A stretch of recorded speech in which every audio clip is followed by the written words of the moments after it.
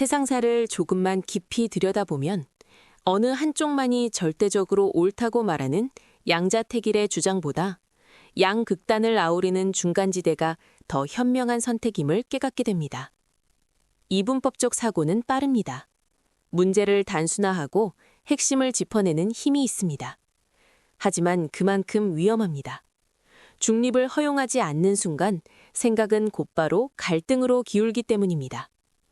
모든 사안을 흑과 백으로만 재단하면 우리는 필연적으로 수많은 딜레마와 첨예한 대립 속으로 들어갑니다. 사실 이분법은 인간에게 자연스러운 사고방식입니다. 특히 서구적 사고는 세계를 설명할 때 선명한 경계선을 긋는 방식에 익숙합니다. 그러나 거시적인 관점에서 현실을 바라보면 세상은 그렇게 단순하지 않습니다. 흑백 논리로는 해결할 수 없는 문제들이 훨씬 더 많고 그 문제들 속에는 언제나 중간지대가 존재합니다. 극단의 논리만으로는 안정도, 지속 가능성도, 진정한 가치도 얻기 어렵습니다. 동양 사상은 오래전부터 이 사실을 알고 있었습니다. 유교의 핵심 가치인 중용은 어느 한쪽으로 치우치지 않는 균형을 강조합니다. 그리고 오행에서도 중앙에는 토가 자리합니다.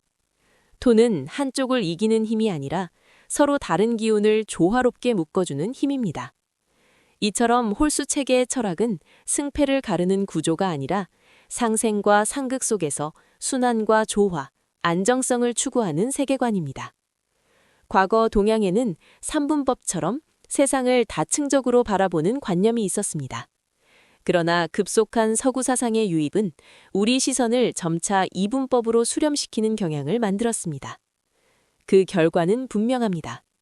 해석의 폭이 줄고 복잡한 현실을 단순한 프레임에 억지로 끼워 맞추게 되었습니다. 우리가 사는 세계의 안정적인 구조물들을 떠올려 보십시오. 대부분은 두 가지 이상의 힘이 균형을 이룰 때 서 있습니다. 가장 대표적인 것이 산발이 구조입니다. 한쪽 다리가 조금 흔들려도 나머지 두 다리가 균형을 잡아줍니다. 교통신호 등의 삼색체계, 기독교의 삼위일체도, 불교의 삼존불도 같은 맥락입니다. 세상은 애초부터 다원적 균형을 통해 지속됩니다. 동양의 천지인 사상도 그렇습니다. 천은 시대의 흐름, 하늘의 때인 천시입니다. 지는 환경과 조건, 땅의 이로움입니다. 그리고 이는 인간의 노력과 역량입니다. 결정적인 점은 이것입니다. 환경과 시대가 어떠하든 마지막 변수는 늘 사람이라는 사실. 세 가지가 맞물릴 때 비로소 가장 이상적인 결과가 탄생합니다. 그런데 현대사회는 점점 더 날카로운 이분법으로 기울고 있습니다. 성공한 자와 실패한 자, 승자와 패자. 이런 구분은 단순하지만 잔혹합니다. 한 번의 실수로 모든 것을 잃고 한 번의 실패로 낙인이 찍히는 사회는 지나치게 살벌합니다. 이분법은 불필요한 갈등을 키우고 약자를 소외시키며 탈출구 없는 경쟁을 부추깁니다. 그리고 그 비용은 개인의 마음과 공동체의 신뢰가 감당하게 됩니다.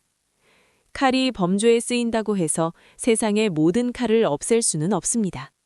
중요한 것은 도구를 없애는 일이 아니라 어떻게 다루고 어떤 선택을 하느냐. 우리에게 필요한 것은 양극단 중 하나를 선택하는 용기가 아니라 양극단을 넘어서는 대안을 설계하는 지혜입니다. 이분법을 넘어선 다원적 사고는 복잡한 현실을 풀어내는 열쇠입니다. 그리고 지속 가능한 합의를 만드는 힘입니다. 이제는 중간지대를 우유부단함으로 오해하지 말아야 합니다. 중간지대는 회피가 아니라 더 높은 차원의 균형입니다.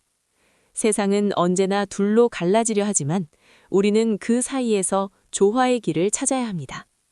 그 길 위에서 개인도 사회도 오래 버틸 수 있는 안정과 품격을 갖추게 될 것입니다. 시청해 주셔서 감사합니다. 구독, 좋아요는 변화입니다.